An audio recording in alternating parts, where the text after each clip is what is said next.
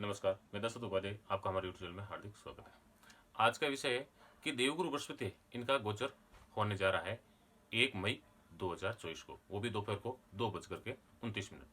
जब देवगुरु बृहस्पति का जब गोचर हो जाएगा जो मेष राशि से निकल करके वृषभ राशि के अंदर, जब ये द्वितीय गुरु यानी शुक्र की राशि जो वृषभ राशि मानी गई है उस राशि के अंदर इनका गोचर आ जाएगा, तो उस समय से लेकर के 2025 तक यानी पूरे एक साल के लिए, यानी 1 मई 2024 दोपहर को 2:29 से शुरू होकर के 2025, इस एक साल के अंदर यहाँ पर जो भाग्यशाली राशियां मानी गई है वो है 4। इन 4 भाग्यशाली राशियों का यहाँ पर विवाह का योग प्रबल बन रहा है।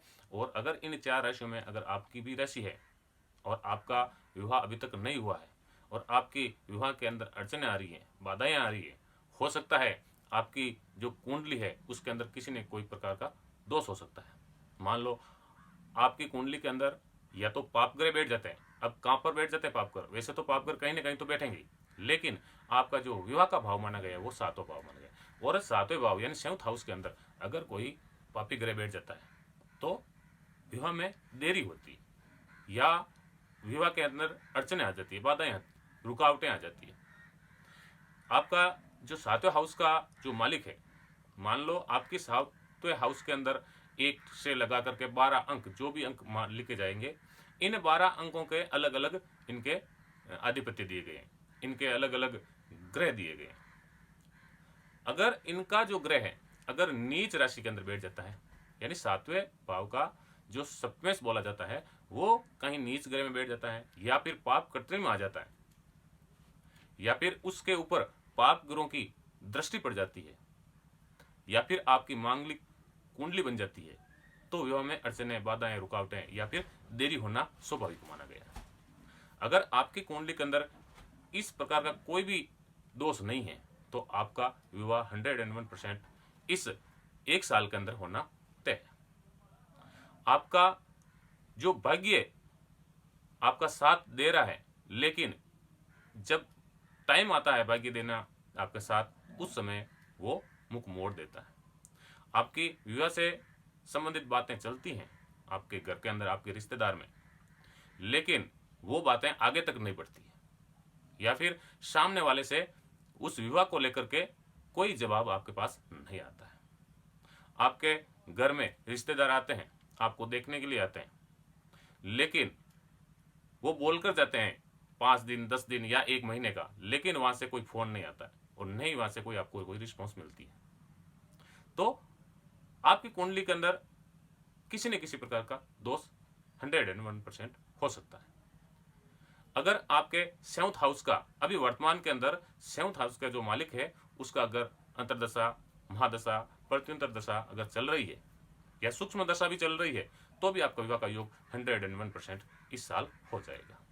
और यहाँ पर हम आज देखेंगे देवगुरु बृहस्पति के गोचर के आधार पर, और गोचर के आधार पर अगर विवाह का योग प्रबल बनता है तो आपका विवाह इस साल 2024 और 2025 शुरुआत तक आपके विवाह का योग प्रबल बन जाएंगे।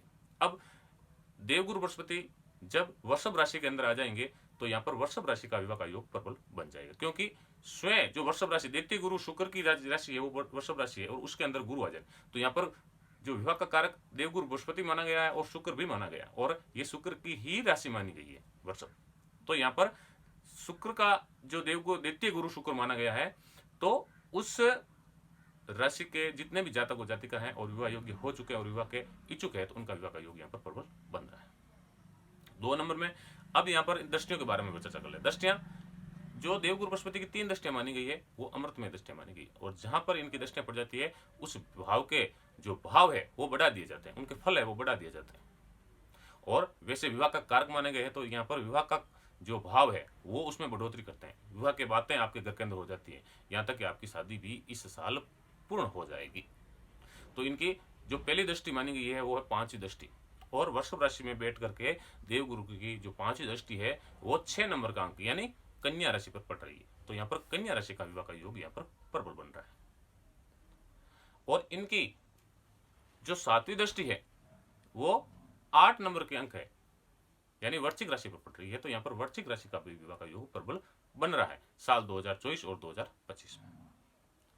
और यहाँ से यानी 2 नंबर की राशि यानी वृषभ राशि से देवगुरु की बृहस्पति वो 9वीं दृष्टि है, वो 10 नंबर के अंक में पड़ रही है, और 10 नंबर अंक माना गया है मकर राशि का। तो यहाँ पर मकर राशि का विवाह का योग प्रबल बन रहा है। ये तो प्रबल योग बताया मैंने आपको, ठीक है। इसके अलावा 2 राशियां और भी मानी गई है, उनका भी विवाह का योग यहाँ पर बन रहा है। और वो 2 राशियां कौन सी है? एक तो कन्या राशि से 7वीं राशि, तो यहाँ पर कन्या राशि से जो 7वीं राशि मानी गई है वो है मीन राशि। तो यहाँ पर मीन राशि का भी विवाह का योग प्रबल बन रहा है। और दूसरे नंबर की जो राशि मानी गई है वो है मकर राशि से 7वीं राशि यानी कर्क राशि, 4 नंबर का अंक कर्क राशि। तो यहाँ पर कर्क राशि का भी विवाह का योग प्रबल बन रहा है। तो यहाँ पर प्रबल योग 4 राशियों का बन रहा है, और 2 राशियां ऐसी है जिनको थोड़ी मेहनत करने के बाद उनका विवाह का योग प्रबल बनेगा, लेकिन बन जरूर जाएगा। अब बाकी जो 6 राशियां बची गई है, और उन राशियों का भी ऐसा नहीं है कि उनका भी विवाह नहीं होगा, उनका भी विवाह इस साल हो जाएगा। अगर आपके 7th हाउस के जो भाव के जो मालिक माने गए हैं उनकी दशा, अंतरदशा, प्रत्यंतर दशा या उनकी सूक्ष्म दशा भी अगर चालू है तो आपका योग विवाह का प्रबल बनने वाला है। आशा करता हूँ वीडियो आपको पसंद आई होगी। अगर हमारी ये वीडियो आपको पसंद आई है तो हमारे चैनल को आप सब्सक्राइब कर दे, वीडियो लाइक कर दे, वीडियो अपने दोस्तों शेयर करना नहीं भूलें। हम फिर मिलेंगे अगले वीडियो में, तब तक के लिए जय श्री कृष्ण, राधे राधे।